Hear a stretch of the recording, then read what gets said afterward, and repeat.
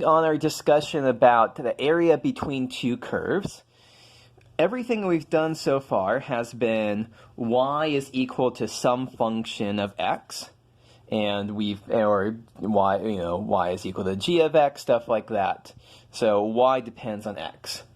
Now, let's think about what happens if we're thinking of x as a function of y. So we might have a picture that looks like this. So here's x, here's y, and x is a function of y. And so now we can say it's not area under a curve, it's an area to the left of the curve here. So if this is C and this is D, then this shaded region right here, that orange area, is the integral from C to D of g of y dy. So this is a, if I just rotate the picture like this should look and I guess also flip it like this, you can actually see what's going on through the paper, I guess, here. Everything just goes back to the way that we think it should be, but this actually ends up justifying now that we can think about the area between two curves that are both written x as functions of y. I should say before we do that, just as we have area, we could talk about signed area. So area over here is positive, area over here is negative. So now the thing that we're going to be thinking about, so we might have something that looks like this here, where x is equal to h of y, x is equal to g of y, and so to find this area, the area between those two curves here, and that's C and that's D, we'd be doing the integral from C to D of g of y minus h of y. It's g minus h because g of y is bigger than h of y. G of y is further away from the y-axis. Okay, so let's do an example or two of this. Everything should feel very, very familiar. So suppose that our two functions here are going to be h of y is y squared minus 1, and g of y is y squared minus 1/8 y to the 4th plus 1.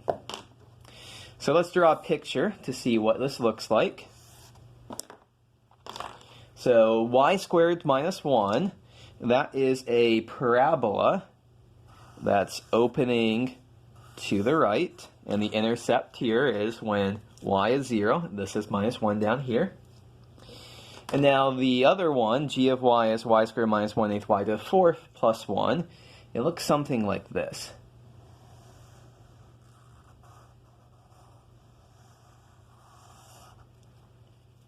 So the region that we are trying to find the area of is that region right there.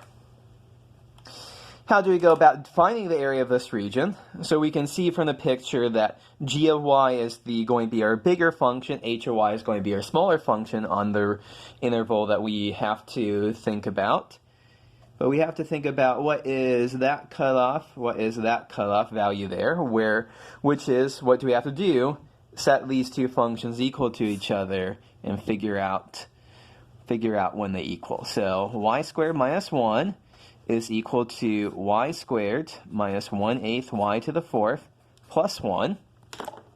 Solving this, we can cancel out those y squares, and rearranging gives 1/8 y to the 4th is equal to 2, or y to the 4th is equal to 16, or y is equal to plus or minus 2. So that says this here is 2, this down here is minus 2, and so what is the integral we have to do? We're integrating between minus 2 and 2 of our top function, really the right function, y squared minus 1/8 y to the 4th plus 1, minus our bottom function, the function on the left, is y squared minus 1 dy. So the integrand simplifies down to minus 2 to the 2, 2 minus 1/8 y to the 4th dy. So 2y minus 1 over 40 y to the 5th. Plug in minus 2 and 2, and we end up with our answer as 32 over 5.